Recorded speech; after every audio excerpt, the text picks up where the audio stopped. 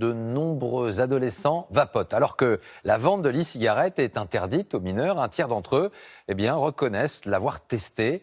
Elle devait remplacer le tabac. Elle est parfois devenue une passerelle. Mais ce qui préoccupe de plus en plus les médecins, c'est la fabrication artisanale de solvants.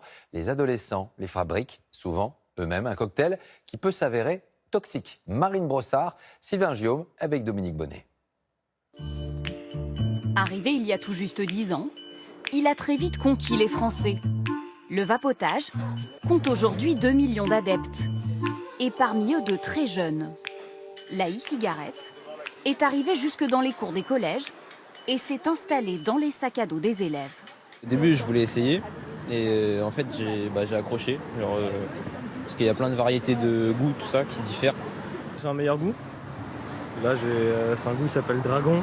Comme les cigarettes, elles ont augmenté, maintenant, il y a de plus en plus de personnes qui se mettent à la cigarette électronique parce que ça revient à beaucoup moins cher. Aujourd'hui, plus d'un tiers des lycéens vapotent occasionnellement. Pourtant, comme la cigarette, la vente est interdite aux mineurs. Comment est-ce possible ? Cette adolescente va tester pour nous en caméra cachée combien il est facile de se procurer une cigarette électronique, même à 14 ans. Bonjour, est-ce que vous vendez des cigarettes électroniques ? Dans ce bureau de tabac, elle l'obtient immédiatement. Puis dans ce magasin spécialisé, le vendeur explique même en détail à la collégienne comment utiliser l'objet. Plus vous allez monter haut en puissance, plus vous allez faire de vapeur. Plus vous baissez, moins vous faites de vapeur. Ok. Tout simplement. Voilà. Merci à vous. Avant de lui vendre pour une vingtaine d'euros.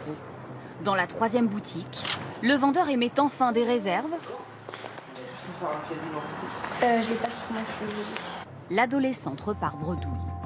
Pour contourner l'interdiction, les ados peuvent aussi se fournir sur Internet. Des modèles de e-cigarettes à prix cassé, moins de 10 euros.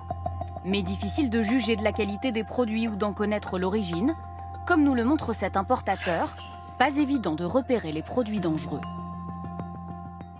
Vous avez un bouton qui est lâche et là qui est bien fixé. C'est moins cher, mais il y a moins ou pas de protection de la batterie. Voilà. Et donc ça peut dégazer et engendrer des brûlures.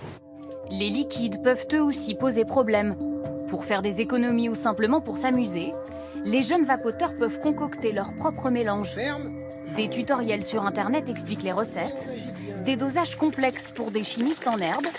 Dans ce laboratoire où l'on fabrique des liquides prêts à l'emploi, la pratique est bien connue et elle n'est pas sans risque. Faut pas oublier que c'est pas de la cuisine. Tout le monde ne peut pas s'improviser apprenti chimiste. Les arômes sont quand même des molécules qui réagissent entre elles et qui peuvent en produire d'autres qui ne sont pas à l'origine dans le mélange que vous allez faire, mais qui vont se produire en se mélangeant entre elles et devenir irritants. Autre question, la cigarette électronique pousse-t-elle les jeunes vers le tabac ou au contraire est-ce une alternative moins nocive ? Les spécialistes sont partagés. Selon l'étude menée par ce tabacologue, vapoter à 15 ans n'est pas un geste anodin. Cette cigarette électronique peut séduire des adolescents qui ne seraient pas fumeurs, de par son côté tendance, de par son côté gadget, de par son côté technologique. Et donc du coup, le risque, c'est qu'un jour, il bascule dans l'usage de la cigarette classique. Malgré ces risques, d'autres tabacologues ne bannissent pas la cigarette électronique. Le pire, c'est de prendre le premier produit, la cigarette. Après, on a une chance sur deux de devenir fumeur régulier.